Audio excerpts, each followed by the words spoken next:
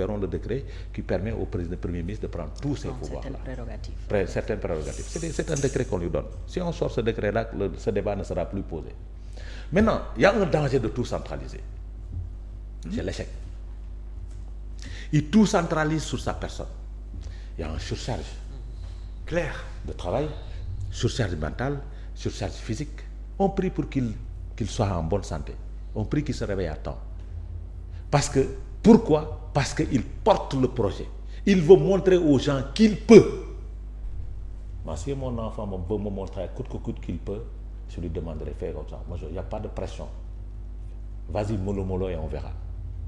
Parce que l'eau day tax mu andi échec. Et quand tu as ce comportement-là, les gens diront, est-ce que réellement ces ministres sont capables de? C'est des questions que les gens se posent.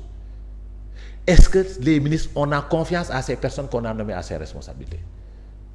Sur la question de la diaspora, moi je proposerais qu'on ait un ministère plein. Tu me rejoins?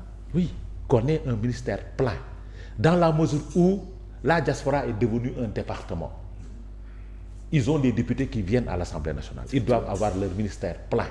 Avec des directions qui ont trait à leurs besoins.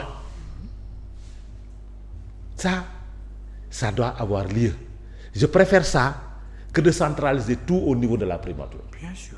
Je préfère ça. Oui, mais pour l'instant, il l'a fait comme ça. Oui, mais... quand il y a Mérec, il faut lever l'équivoque. Il y a équivoque, ok? Quand il y a Mérec, il y a équivoque. Il y a équivoque. Mais... Quand il y a Mérec, il y a équivoque. Non, mais c'est pas ça. Il faut pas dire mais. Ils sont coincés. Ils avec ne doivent l'histoire d'un nombre de ministres. J'ai dit, 25. Non, c'est-à-dire, voilà. Vous savez... Et ça c'est dans la tête. J'ai dit, c'est-à-dire... Après, tu regroupes des ministères qui n'ont rien à voir. Alors moi, je trouve que l'autre problème... Maintenant, je vais vous dire. Ce qui est dangereux, c'est d'être coincé et de se dire qu'est-ce que l'opposition va dire. Il ne faut pas être figé à ça. Non, j'ai dit, il ne faut pas être figé à ça. Il faut dire qu'est-ce que le peuple va y gagner. C'est ça. Mais moom nee na benn compte rendu bi muy def askan bi la koy defal. J'ai dit raison pour laquelle. Ils rendent pas de compte à l'opposition, donc ils ne pensent pas forcément à l'opposition. Quand on ne rend, j'ai dit quand on rend compte au peuple, on ne rend pas compte à un peuple, on lui dit la vérité. C'est-à-dire ils sont coincés parce qu'ils avaient dit qu'ils allaient baisser les prix des denrées en 2 mois. C'est pas une bonne chose. Et vous savez que c'est pas une bonne chose. Ouais, mais... Oui, non, il n'y a pas de oui, mais... Il n'y a pas de oui, mais... Laissez-moi développer. Il ne devait pas le faire. Parce que quand on écoute l'opposition, quand on écoute une partie du peuple qui dit, vous l'aviez dit... Quand on cède à la pression. Quand on cède à la pression, on ne réussira jamais. C'est clair. Mais... Moi, je proposerai au pouvoir, à ce pouvoir-là, de revenir sur le gouvernement. De faire un remaniement. Parce que le nombre de ministres n'est pas important. Ce qui est important, c'est le résultat qu'on aura par rapport au peuple. Il ne faudrait pas tomber dans le piège, vous l'avez dit. Un pouvoir, c'est le courage. Un pouvoir doit être courageux et éviter de tomber dans le piège. Non, les gens qui sont dans les plateaux, il avait dit 25 ministres. Et le résultat escompté? C'est ça. Moi, il y a une surcharge de travail pour le Premier ministre. Moi, il y a une surcharge. Moi, il y a une surcharge de travail pour les ministères. Il y a des départements qui sont oubliés. Aujourd'hui, dans ce pays-là, on ne parle plus d'élevage. Parce qu'on a mélangé ces ministères et qu'on ne parle que d'agriculture. On ne parle plus d'élevage dans ce pays-là.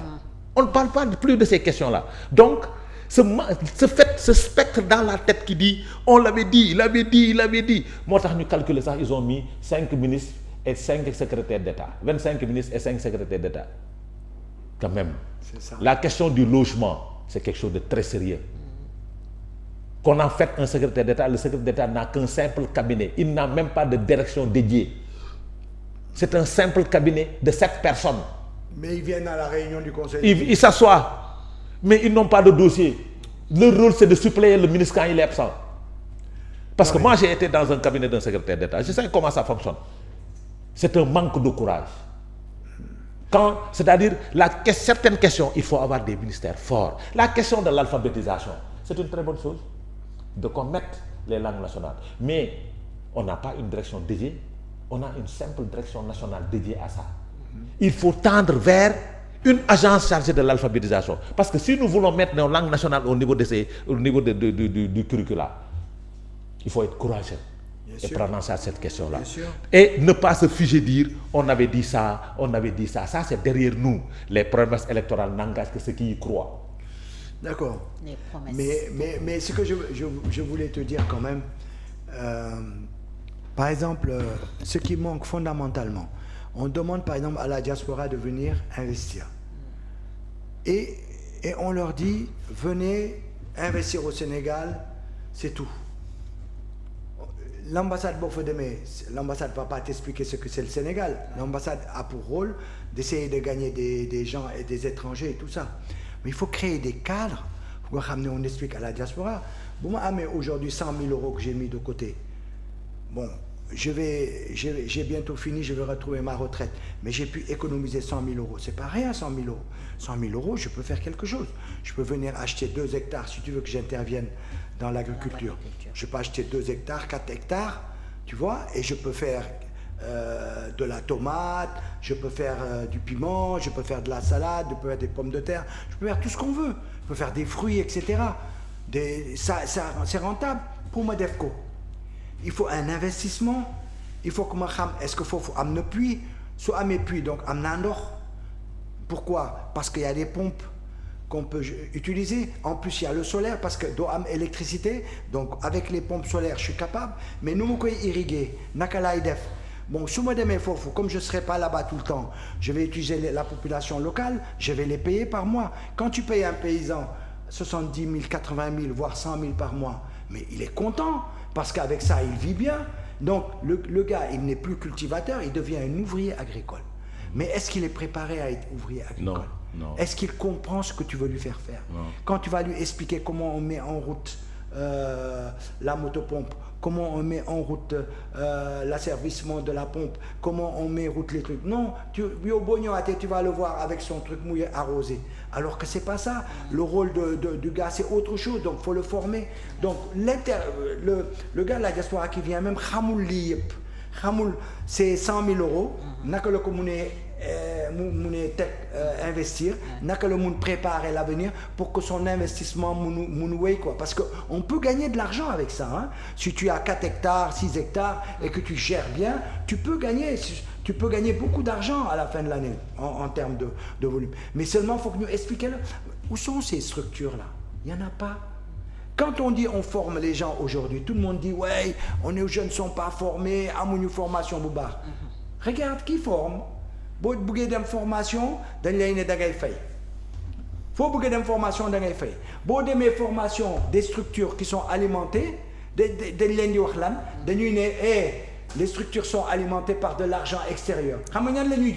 Bac plus 2, BTS, etc. Et ils font des formations sur 6 mois. Il faut qu'on va former Wadi en 2 semaines ou 3 semaines pour qu'il soit un actif. Pour utiliser le Moudjang pour liguer ici, tu vas le former en 6 mois. Et c'est où la pertinence de ça? En plus, beaucoup formés, c'est dans quel secteur d'emploi? Parce que beaucoup formés, c'est pour ouvrir un marché d'emploi, pour l'aider à aller vers l'emploi. Donc ces choses-là ne sont pas résolues. Et je ne vois pas où c'est résolu actuellement dans ce gouvernement-là. Et on parle de formation tout le temps, on parle de venez, je vais vous former à l'artisanat, je vais vous former à l'informatique, je vais vous former au solaire. On ne sait pas où ça va. Il n'y a pas de débouché. Voilà, donc c'est pour ça que je dis, le mouilloir c'est vrai, mais il faut